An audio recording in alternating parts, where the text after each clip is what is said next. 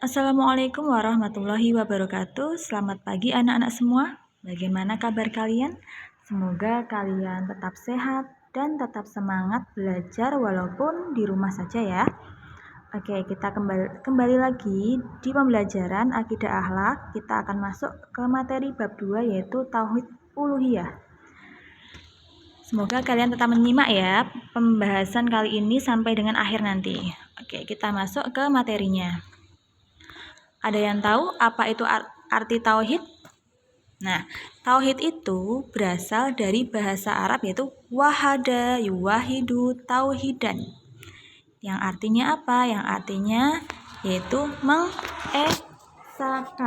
Mengesahkan siapa? Mengesahkan Allah Subhanahu wa Ta'ala.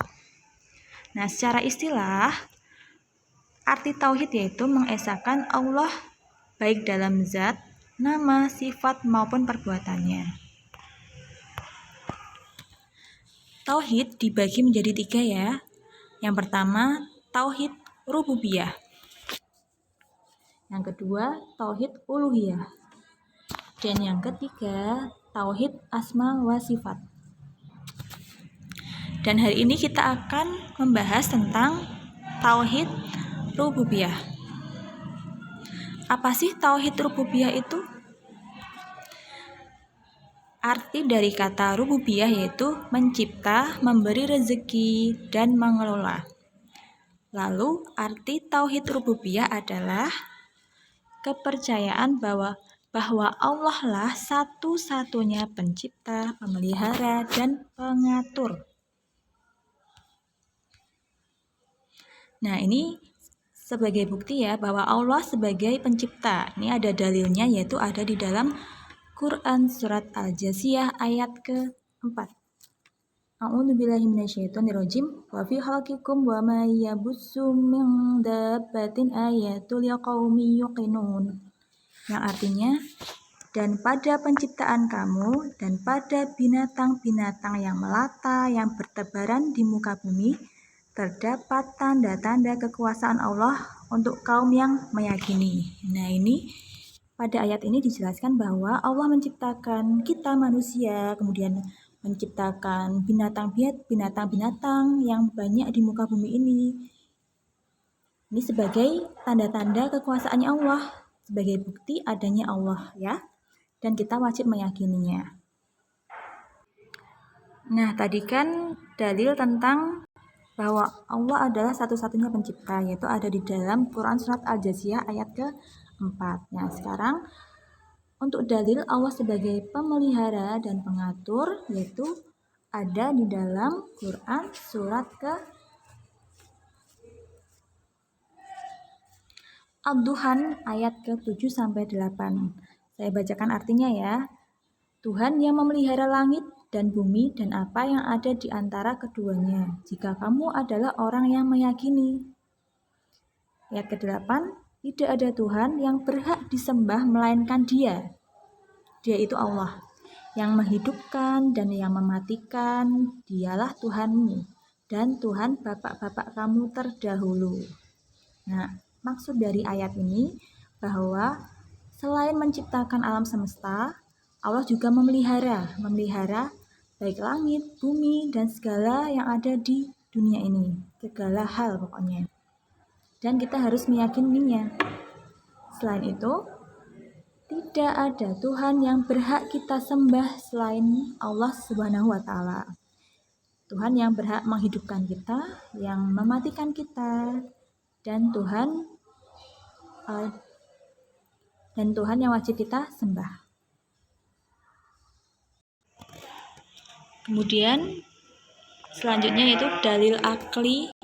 Nah, selanjutnya itu dalil akli tauhid rububiyah. Apa sih dalil akli itu? Yaitu dalil yang disandarkan pada akal yang dapat kita nalar ya. Nah, dalil akli tauhid rububiyah yaitu diantaranya. Nah, ini adalah beberapa bukti adanya Allah. Yang pertama, kita bisa melihat dengan adanya alam semesta beserta isinya.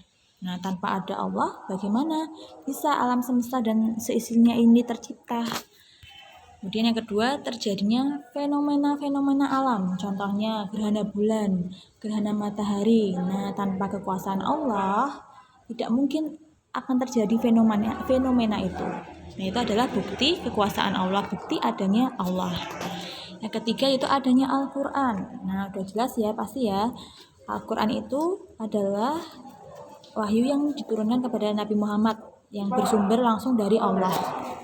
Yang keempat yaitu diutusnya Nabi dan Rasul. Nah, itu adalah dalil akli tauhid rububiyah. Diingat-ingat ya. Kemudian selanjutnya ada beberapa perbuatan yang dapat merusak tauhid kita, keimanan kita. Yang pertama yaitu sifat syirik. Nah, syirik ini termasuk dosa besar yang sangat dibenci oleh Allah. Apa sih syirik itu? Syirik yaitu menjadikan sesuatu selain Allah sebagai Tuhan. Contohnya ada orang yang menyembah pohon, menyembah patung, berhala itu namanya syirik. Dia menjadikan selain Allah itu sebagai Tuhannya. Selain itu juga contoh lain, meminta pertolongan kepada dukun, itu juga termasuk perbuatan syirik ya. Datang ke tempat yang dianggap keramat agar bisa mengabulkan permintaan-permintaan, itu juga termasuk perbuatan syirik. Oke, yang kedua yaitu perbuatan yang dapat merusak tauhid yaitu nifak atau munafik. Itu menampakkan Islam dan kebaikannya tetapi menyembunyikan kekufuran dan kejahatannya. Ada beberapa ciri orang yang munafik yaitu jika ia berkata ia dusta. Jika ia mengingkari, jika ia berjanji, dia mengingkari. Kemudian apabila dia dipercaya, dia berkhianat. Nah, itu ciri-ciri orang yang munafik. Contoh orang munafik contohnya gini. Banyak pejabat-pejabat yang sudah disumpah atas nama Al-Quran tetapi dia tetap korupsi. Nah, itu namanya munafik. Dia mengingkari janjinya. Kemudian ada juga orang yang sudah dipercaya menjadi direktur sebuah perusahaan, tetapi dia menyelewengkan jabatannya. Nah, itu kemudian dia selalu berkata dusta. Nah, itu namanya ciri orang yang munafik atau nifak. Kemudian selanjutnya yaitu perbuatan kufur atau mengingkari ajaran Islam. Kufur ini artinya artinya itu menutupi. Dia mengingkari ajaran Islam. Contoh perbuatannya yaitu dia mengingkari kekuasaan Allah. Contohnya tidak pernah bersyukur atas nikmat yang diberikan oleh Allah. Nikmat sehat, nikmat harta, nikmat keluarga, nikmat kebahagiaan dan nikmat yang lain. Setiap hari dia tidak pernah mau bersyukur. Nah, itu namanya kufur nikmat. Kemudian selain itu contoh lain, dia itu melakukan perbuatan yang diharamkan oleh Allah. Contohnya mabuk-mabukan, kemudian mencuri dan sebagainya. Itu namanya kufur juga. Dan meninggalkan kewajiban yang diperintahkan oleh Allah. Contohnya tidak pernah sholat, tidak pernah mengaji. Nah, itu juga dinamakan kufur.